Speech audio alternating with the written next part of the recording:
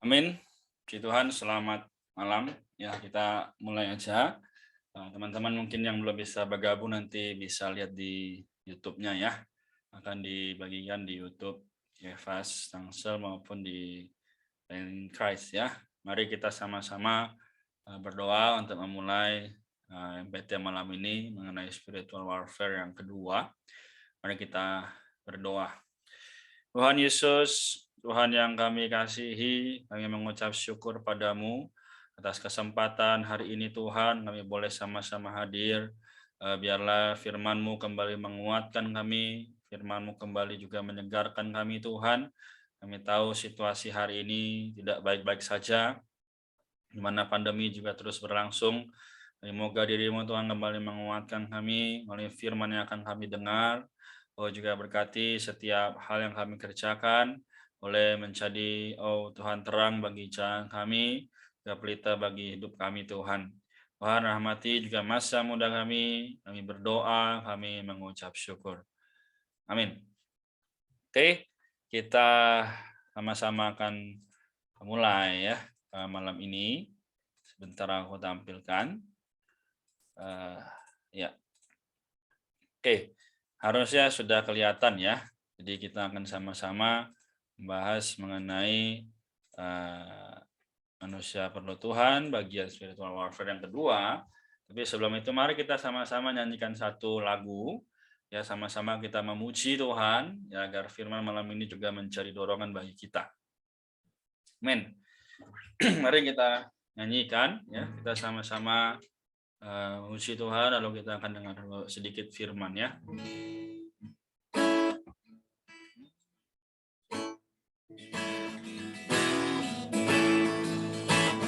Dengar suara menggelegar, junjung tinggi sang domba, laksana salib beresonan, harmonis pun tak indah, ya penjuru puji domba, genap surga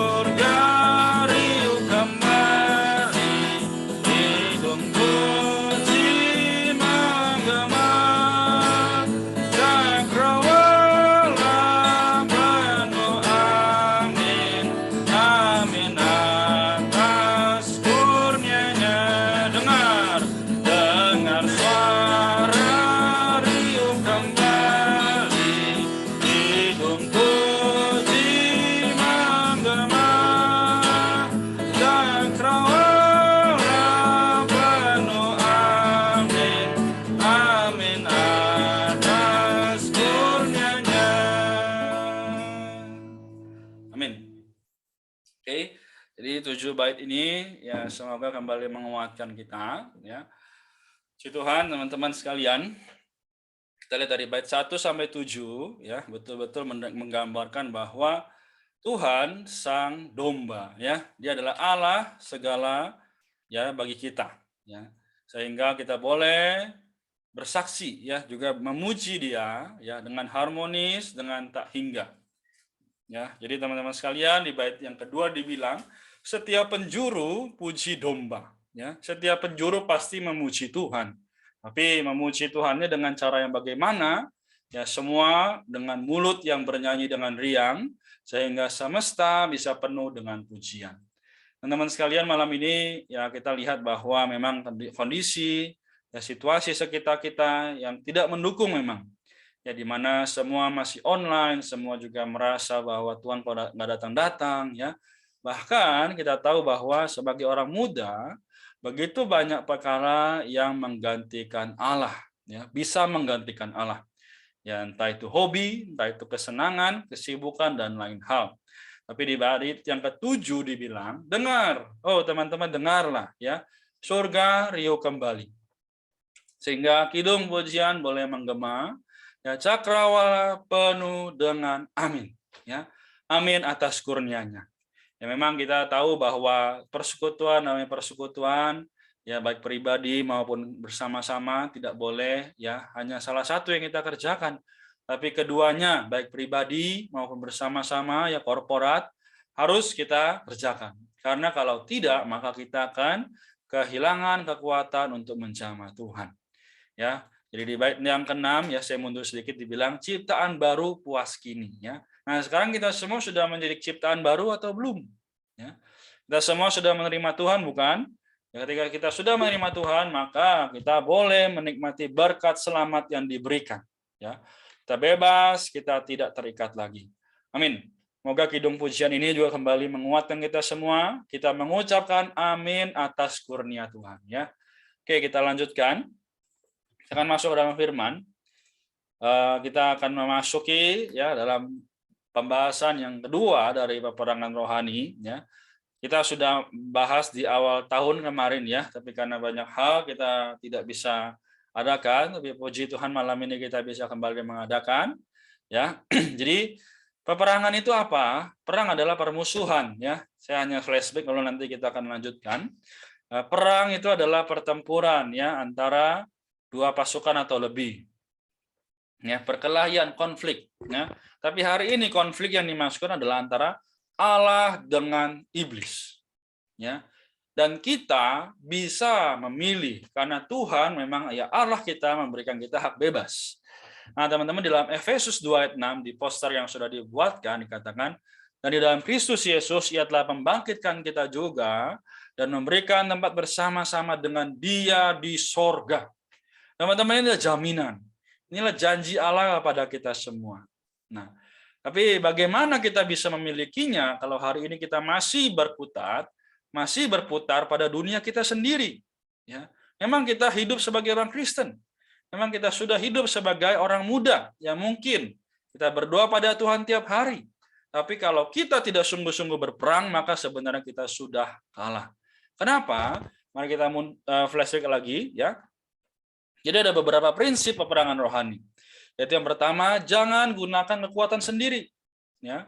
Dalam 2 Korintus 10:3-4 berkata, memang kami masih hidup di dunia, tapi kami tidak berjuang secara duniawi. Karena senjata kami dalam perjuangan bukanlah senjata duniawi, melainkan senjata yang diperlengkapi dengan kuasa Allah yang sanggup untuk meruntuhkan benteng-benteng. Amin. Mari kita baca sama-sama sekali lagi, dikatakan dari karena sampai benteng-benteng. 1, 2, 3.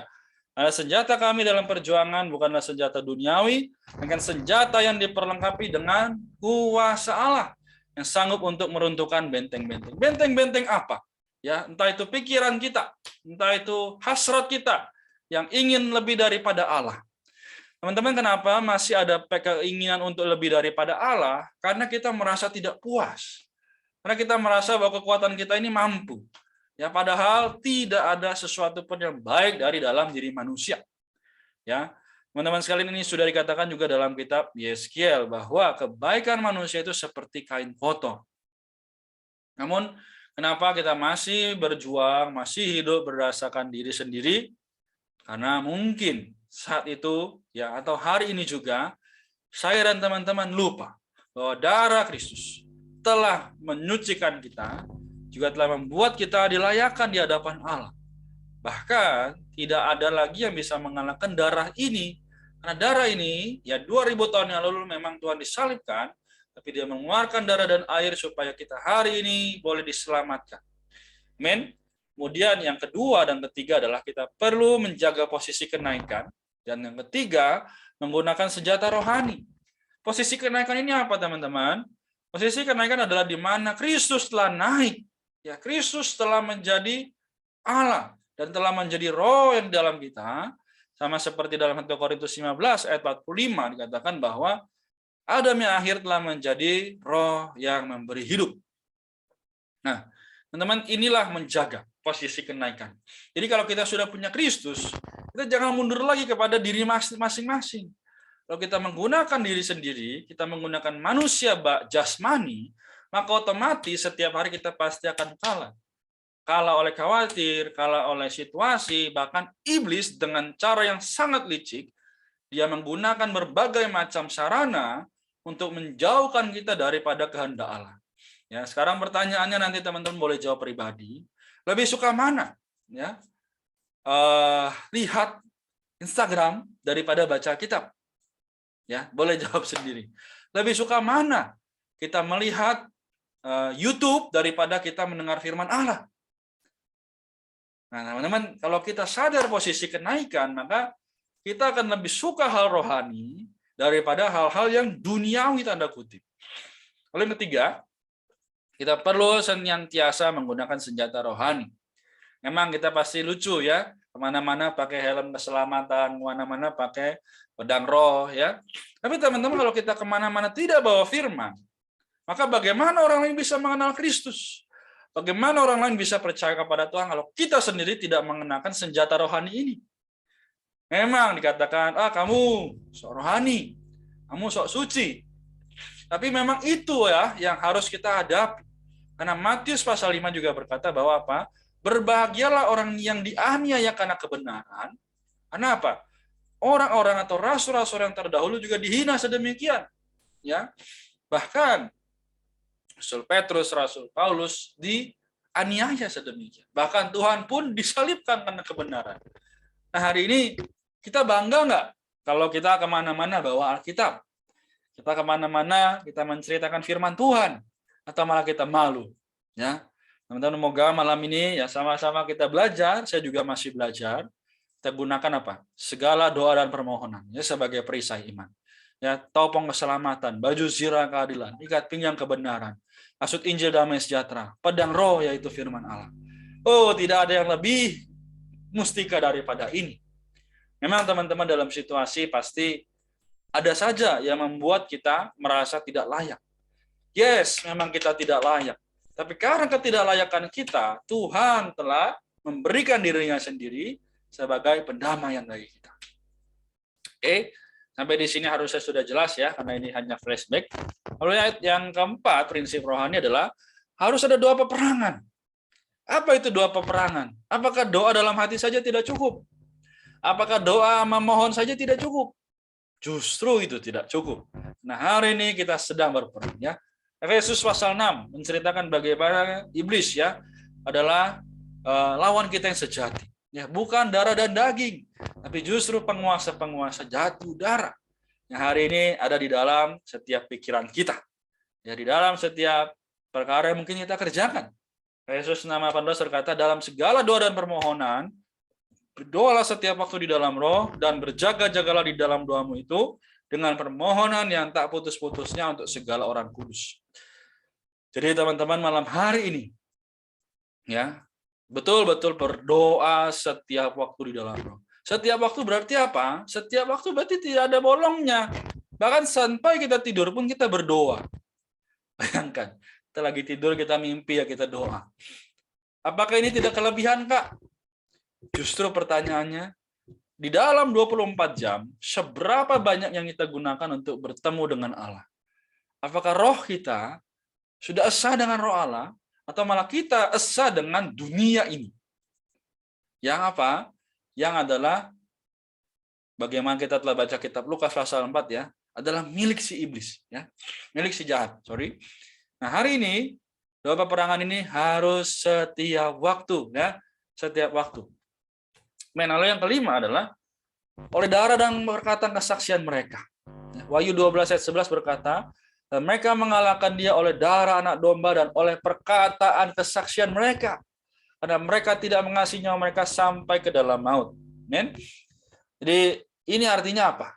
Tidak ada lagi yang bisa mengalahkan kita jika kita ada darah anak domba. Ya, juga kita ada perkataan kesaksian.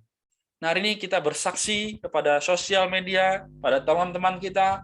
Kenapa? Kita tidak mengasihi nyawa kita. Siapa yang mengasihi nyawanya akan kehilangannya. Tapi siapa yang tidak mengasihi nyawanya, maka ia akan memperoleh. Teman-teman, pilihan di tangan kita masing-masing. Ya. Tidak ada yang bisa bantu, ya, selain daripada diri dan Tuhan sendiri. Ya. Apakah kita sadar pada Tuhan setiap waktu? Ya, setiap hari kita 24 jam, seberapa banyak kita gunakan waktu bertemu dengan Tuhan. Ya, memang kita hidup di dunia, kita harus berkuliah, bersekolah, bekerja. Tapi bagaimana perasaan Tuhan ketika melihat kita sehari itu, ya, bahkan sepanjang hari tidak ada berdoa, tidak ada memanggil namanya. Semoga kita semua tercelikkan malam ini agar peperangan rohani, ya, bukan hanya Rusia dan Ukraina yang berperang, ya, tapi justru kita hari ini sedang berperang melawan iblis. Ya, sejak kita lahir kita berperang, ya. Amin.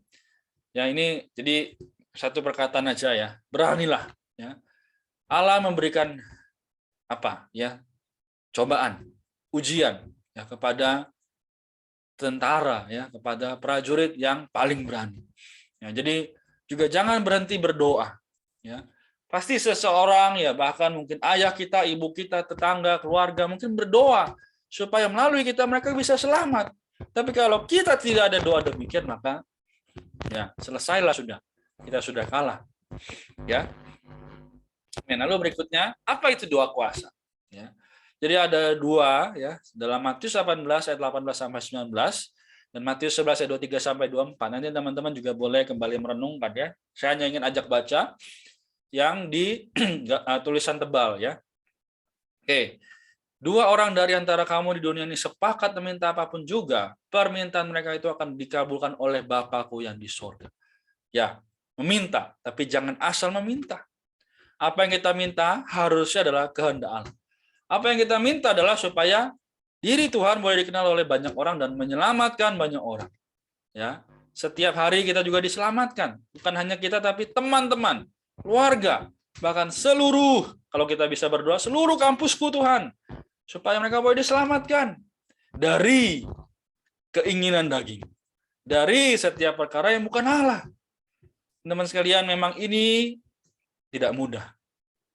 Tapi masakah kita mau terus-menerus ikut arus dunia ini yang sedang kepada kehancurannya? Ya, kita sudah tahu juga bahwa dalam 1 Yohanes 2 ayat 5 berkata bahwa dunia ini sedang hancur. Karena apa? Kasih akan Bapa tidak ada di dalam dunia ini. Dunia ini tidak ada mengasihi Tuhan. Percaya itu, camkan, ya. Jadi teman-teman, katakan lagi Markus 11 ayat 3 sampai 24. Tulisan tebalnya berkata apa? Asal tidak tahukah kamu,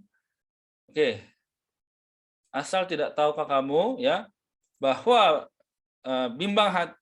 asal tidak bimbang hatinya tetapi percaya bahwa apa yang dikatakannya itu akan terjadi, maka hal itu akan terjadi baginya. Sekarang yang menjadi gambaran bagi kita, yang menjadi harapan bagi kita itu apa? Kita mau, ya, YOLO, ya, you only live once. Sekarang kita senang-senang, ya, supaya nanti ketika Tuhan panggil kita bisa senang-senang juga. Atau kita hidup di sini menderita bagi Tuhan, lalu kita bisa memperoleh kasih karunia yang berlimpah seperti kidung pujian tadinya, bahwa dikatakan cakrawala penuh amin, amin atas kurnianya. Teman-teman sekalian, memang tidak mudah, tapi maukah kita berjuang bersama dengan Tuhan? Ya, Tuhan hari ini perlu para pemenang. Tuhan hari ini perlu prajurit.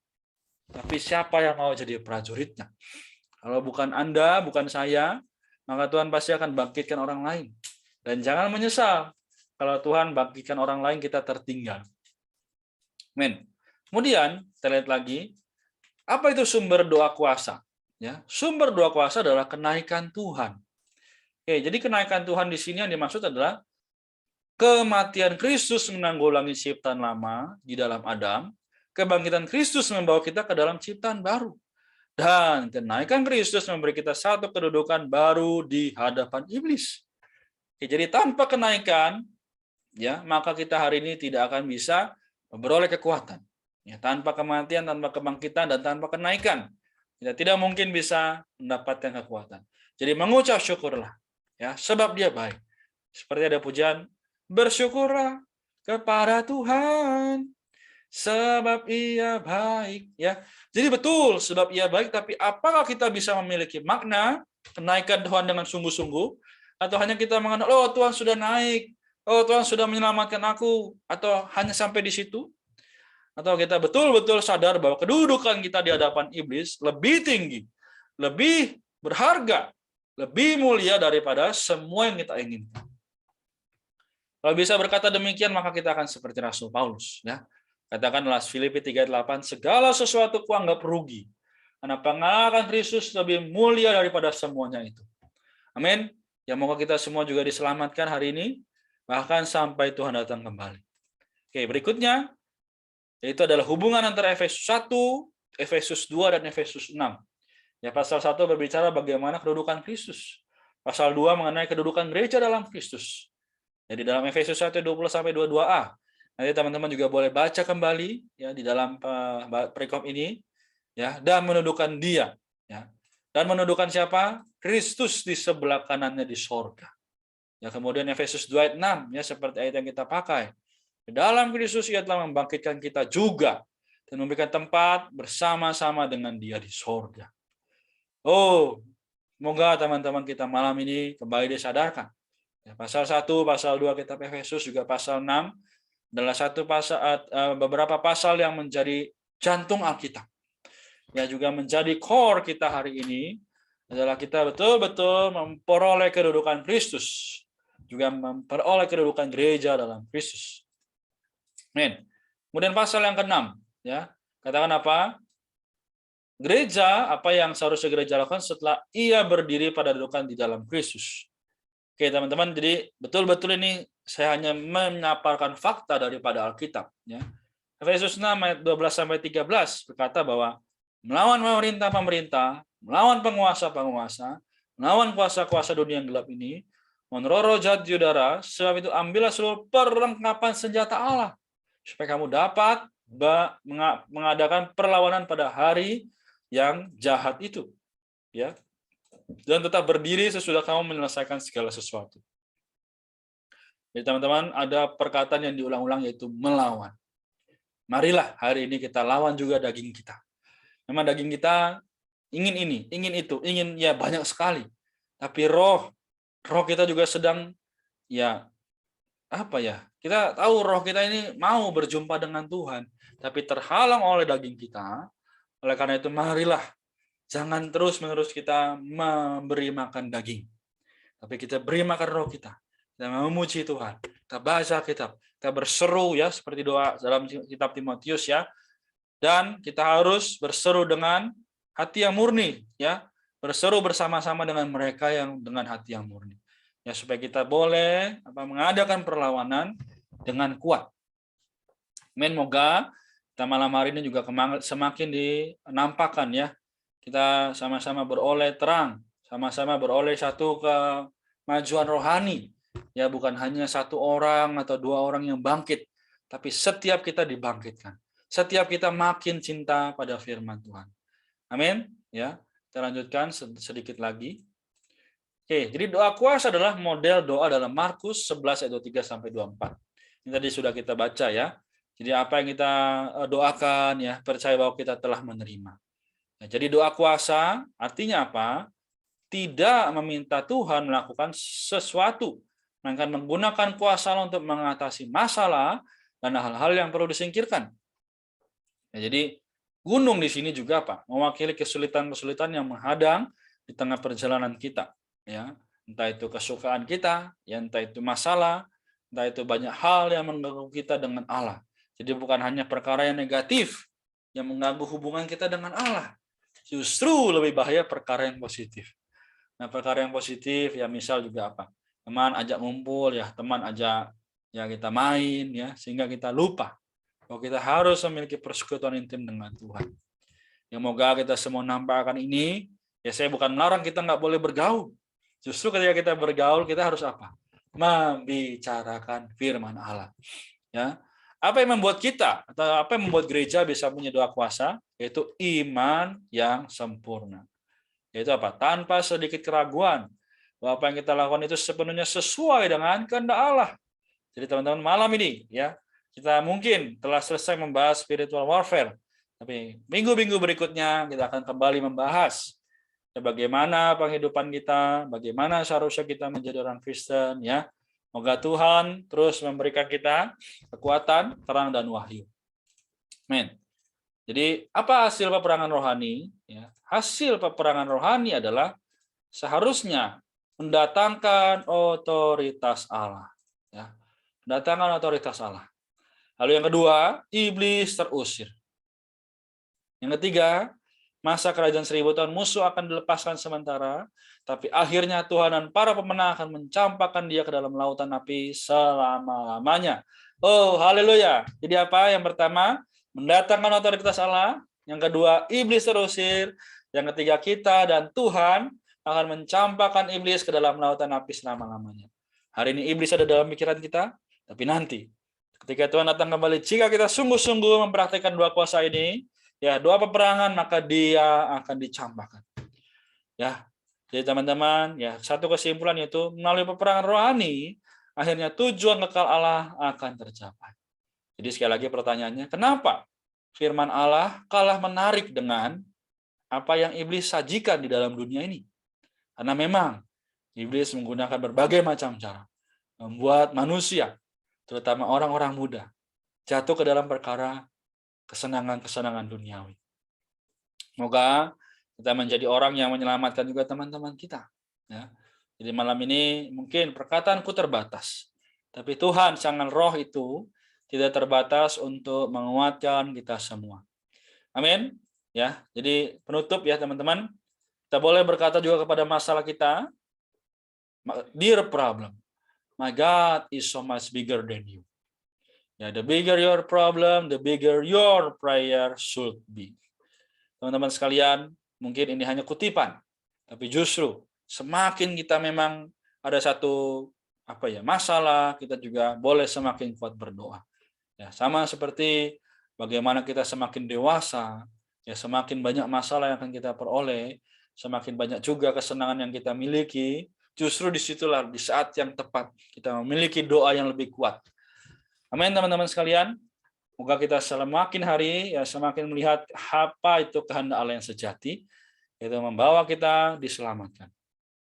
Amin. Mulia bagi Tuhan.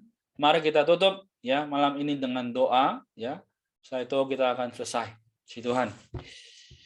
Tuhan Yesus, terima kasih kepadamu Tuhan atas kasih karunia, atas keselamatan yang Dikau berikan. Tuhan, biarlah kami sedari muda, teman-teman di Tangerang Selatan dan sekitar, memiliki satu kedambaan yang besar, yaitu Tuhan kami semua jadi orang-orang muda yang menang. Oh, menang atas daging, menang atas musuh-musuh iblis. Tuhan, dapatkan masa muda kami, Tuhan, dimanapun kami berada, apapun yang kami kerjakan, biarlah nama-Mu Tuhan yang terus kami junjung tinggi. Oh Tuhan Yesus, kami cinta padamu, kami mengasihi-Mu Tuhan, kami berdoa. Terima kasih atas kesempatan ini. Kami sungguh Tuhan, biarlah firman-Mu yang adalah diri-Mu sendiri kembali menguatkan kami dalam perkuliahan, sekolah maupun pekerjaan kami. Terima kasih Tuhan, kami berdoa, kami mengucap syukur. Haleluya. Amin. Ya, kita sampai di sini. Tuhan Yesus memberkati. Ya, sampai jumpa di pertemuan yang berikutnya. Haleluya.